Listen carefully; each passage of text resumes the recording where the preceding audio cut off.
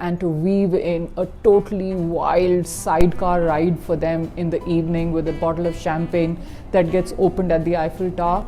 These are things that push them a little bit out of their comfort zone, but they also make them come back to us.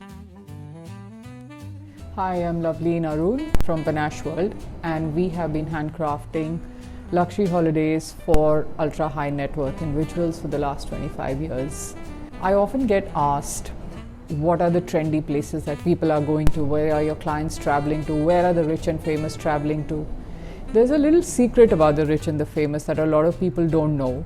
While you and I are still discovering new places, going to new countries, these are the people that keep going back to the same favorite haunts again and again.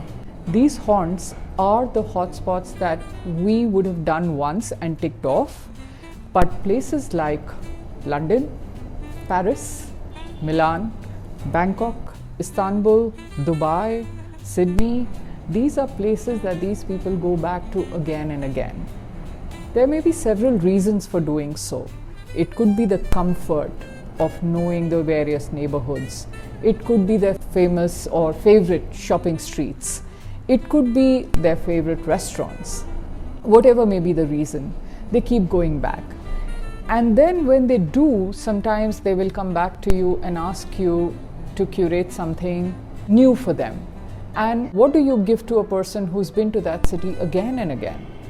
And that's where we come in, because it's a passion with us to keep track of which new hotels have opened up, something that they would like, something that resonates with their sense of style, with their sense of interiors that they love.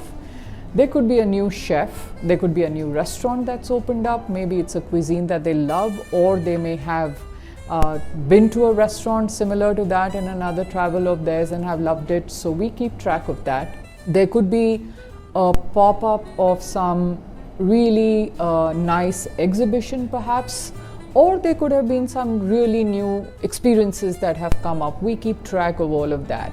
And these are the ingredients that we kind of pull in and work into an itinerary to reinvent the same place for them again and again.